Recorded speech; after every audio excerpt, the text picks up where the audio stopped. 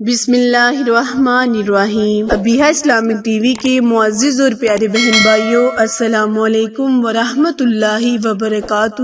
آج میں اپنے channel Abiha Islamic T V میں آپ کے ساتھ ایک ایسی ویڈیو لے کر آپ کی خدمت میں حاضر ہوئی ہوں جس میں آپ کو اسلام کے بارے میں بہت سی اہم معلومات ملنے کو جا رہی ہیں۔ پیارے بہن بھائیوں، آج میں آپ کے ساتھ عشاء میں کتنی رکعتیں پڑھنا ضروری ہیں ان کے متعلق کچھ انفارمیشن دوں گی۔ ایک ایسا سوال جو تقریباً ہر عورت اور مرد پوچھتا ہے، لیکن اس کا صحیح جواب بہت کم لوگ جانتے ہیں۔ آج ضرور جانیں اور میرے channel Abiha Islamic T V کو سبسکرائب کرنا مت بھولیں، کیونکہ آپ لوگوں کی سپورٹ ہماری کامیابی کا ذریعہ ہے۔ پیارے بہن بھائیوں، اللہ تعالیٰ نے ہر مسلمان مرد اور عورت پر نماز روزے کو فرض کر دیا ہے، اور جب ان کو ہم پر نازل کر دیا ہے تو ہمیں چاہیے کہ اس کے تمام ارکان کے بارے میں صحیح سے جانتے ہوں۔ دین اسلام کے بنیادی ارکان میں سے ایک ارکان نماز ہے۔ اللہ اور اس کے رسول صلی اللہ علیہ وآلہ وسلم پر ایمان لانا اہم ترین رکن ہے۔ اس کی فرضیت قرآن و سنت اور اجماع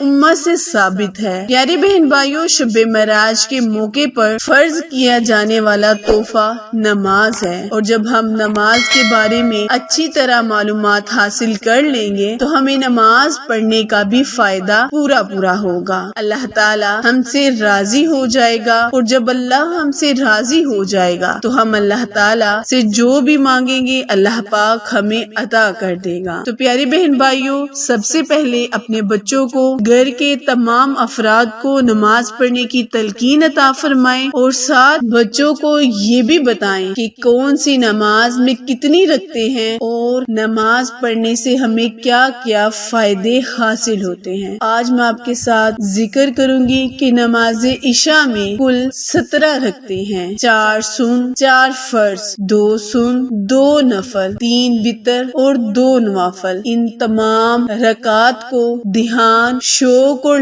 لگن سے پڑھنا چاہیے۔ اللہ تعالیٰ کی رضا حاصل کرنی چاہیے۔ اللہ تعالیٰ ہم سے راضی ہوگا اور ہم اللہ تعالیٰ کی خوشنودی حاصل کر پائیں گے۔ یہ بہت ہی اہم ویڈیو ہے، بہت ہی اہم معلومات ہیں جو کہ آپ اپنے بچوں کو بتائیں تاکہ بچوں کو دین اسلام کے بارے میں آگاہی حاصل ہو اور وہ نماز اور روزے کے پابند ہوں۔ نیز تمام اچھی ویڈیو حاصل کرنے کے لیے میرے channel Abiha Islamic T V کو سبسکرائب کریں اور ساتھ موجود گھنٹی کے بٹن کو دبائیں تاکہ آل نوٹیفکیشن سب سے پہلے آپ تک بر وقت آسانی سے پہنچتی رہے۔ جزاک اللہ۔ پھر ملیں گے کسی اچھے وظیفے کے ساتھ، نئی معلومات کے ساتھ۔ تب تک کے لیے اجازت دیں۔ اللہ نگہبان۔